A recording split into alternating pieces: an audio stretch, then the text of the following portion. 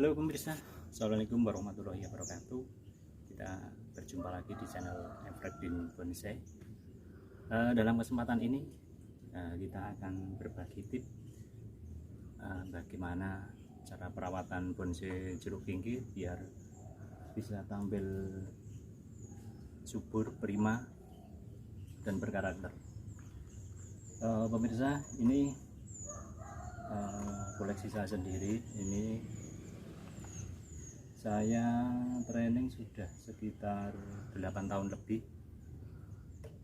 dari bahan dongkelan dulu, belum sama sekali belum ada cabangnya, baru tunas-tunas kecil-kecil itu dulu, sampai sekarang ini udah sekitar 8 tahun lebih. Jeruk kingkit yang nama latinnya ya Triphasia trifolia, ada nama lain juga, itu orang menyebutnya jeruk Mongolia. Memang bukan termasuk jenis endemik tanaman Indonesia. Nah, itu memang perlu tips khusus untuk perawatannya. Jadi tidak asal kita menanam. Jeruk kingkit memang dikenal dengan pertumbuhan yang sangat lamban sekali untuk pertumbuhannya. Maka dari itu memang dibutuhkan tips dan trik untuk perawatannya. Mungkin teman-teman belum ada beberapa teman mungkin yang belum tahu tips dan perawatannya bagaimana biar tampil prima. Ini jeruk kingkit koleksi saya ini, mungkin ada teman-teman yang bertanya kenapa masih ada cabang yang dilos panjang-panjang, kenapa tidak dipotong gitu, dengan yang lainnya sudah hampir perantingan matang. Nah, seperti ini. Nah, ini sengaja cabang yang di as mahkota ini saya los karena ini masih ada banyak PR yang harus karena untuk mengejar karakter untuk as batangnya, as mahkotanya masih banyak PR. Ini masih terlalu kecil, jadi kelihatannya masih agak semi brum gitu kepalanya, jadi biar lebih tegas untuk as mahkota kepalanya. Lalu yang di sini ini saya los juga untuk memperlebar tajuk. Jadi jeruk kingkit ini dengan gaya twin atau batang dua. Jadi nanti konsep saya bikin satu mahkota utama dan satu mahkota bayangan. Jadi nanti agak melebar ke sana. Jadi sengaja ini saya los dulu biar untuk mengejar karakter. Nah, di kesempatan ini saya akan berbagi tips bagaimana cara perawatan jeruk kingkit yang orang bilang itu sangat susah sekali. Dan kita mengenal dulu karakter jeruk kingkit. Jeruk kingkit itu memang bukan tanaman endemik Indonesia, jadi perlu perawatan khusus untuk merawatnya. Hampir sama sebetulnya dengan tanaman jeruk buah yang lainnya. Rata-rata mereka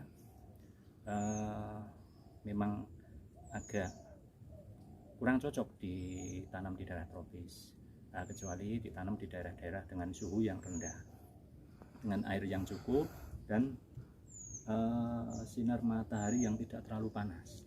Karena jeruk kingkit dia bukan endemik tropis.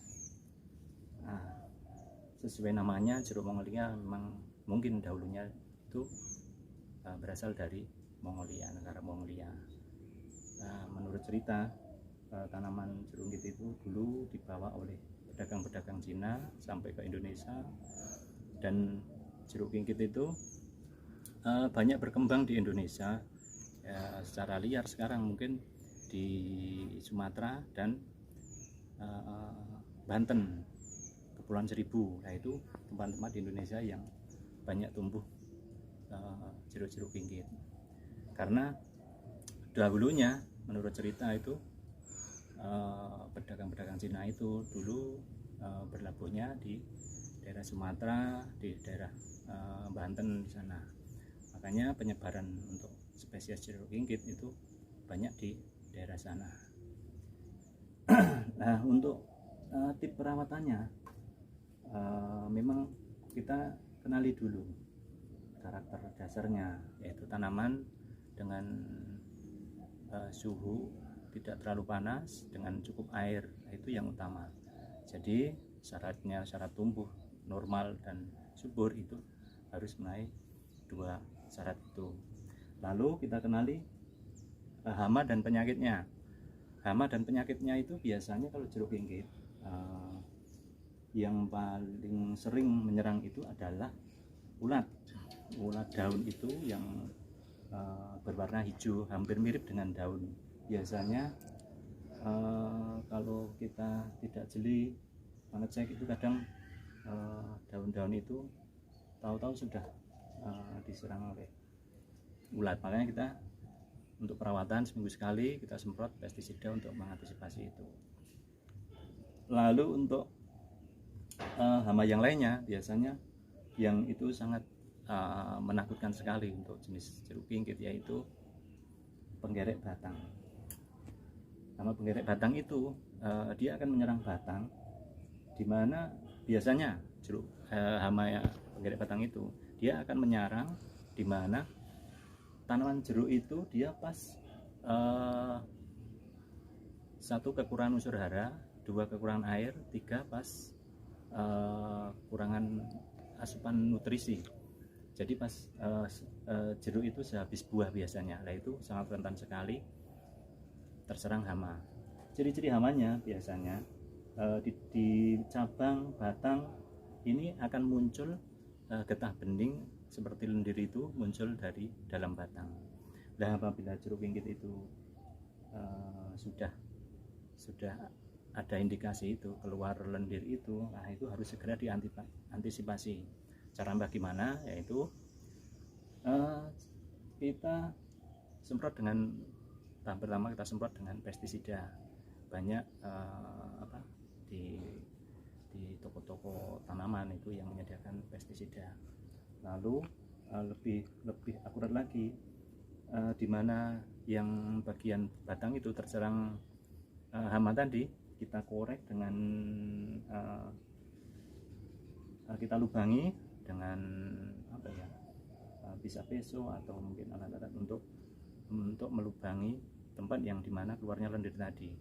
Lalu kita cari kapas dan pestisida, kita celupkan kapas itu dalam pestisida itu, lalu kita balutkan di lubang yang sudah kita lubangi tadi pas di batang yang diserang hama tadi. Lalu kita ikat dengan kawat atau bisa kita balut dengan plastik atau plastik yang untuk nyambung grating tape itu. Tujuannya apa? Biar pestisida itu benar-benar bisa akurat untuk membunuh hama yang ada di dalam batang. Karena apa? Jeruk ringkit ini kalau sudah terserang hama penggerek batang yang keluar lendirnya itu sangat susah sekali untuk ditangani. Nah, sebelum terjadi itu kita harus antisipasi sebelumnya. Nah, itu penanganan secara langsung dengan pestisida. Nah, ada tip dan trik lainnya untuk menjaga kesuburan tanaman itu. Tanaman jeruk ringkit saya ini bisa kelihatan prima ini. Saya menggunakan media pasir malang, pupuk kandang, sedikit sekam dan kokopit biasanya.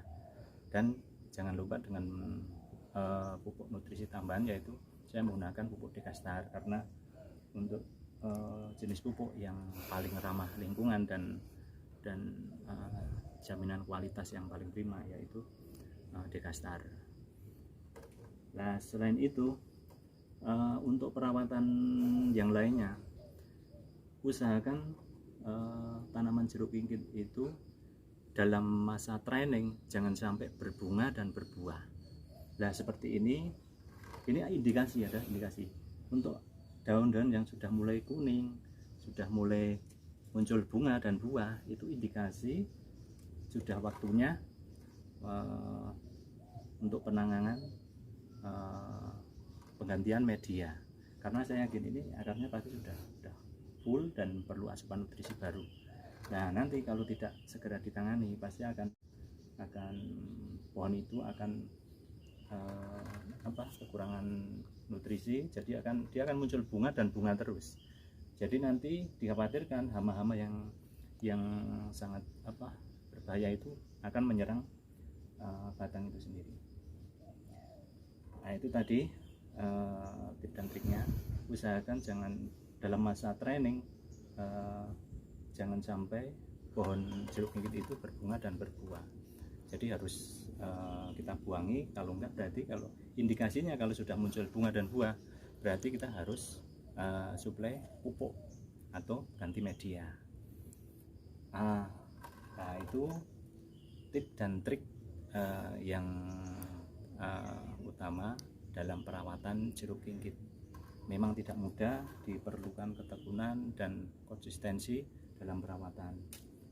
Nah, ini sudah timingnya untuk pemangkasan dan penggantian media. Dalam kesempatan ini saya hanya akan berbagi tentang tips dan trik itu, dan untuk part berikutnya nanti kita bikin video tentang bagaimana tahap-tahap pemangkasan, mana yang harus dipangkas, mana yang masih perlu dilos, dan pergantian media dan pemangkasan akar. Oke pemirsa, mungkin itu yang bisa saya sampaikan. Barangkali tips dan trik tadi bisa bermanfaat bagi sobat bonsai dimanapun Anda berada. Sampai berjumpa lagi di kesempatan yang berikutnya. Jangan lupa nanti ada di part berikutnya ada tahapan dalam penggantian media dan pemangkasan. Jangan lupa ikuti terus video di channel saya ini. Jangan lupa like, comment, dan subscribe-nya. Oke, sekian dulu. Sampai berjumpa di kesempatan berikutnya. Semoga bermanfaat. Assalamualaikum warahmatullahi wabarakatuh.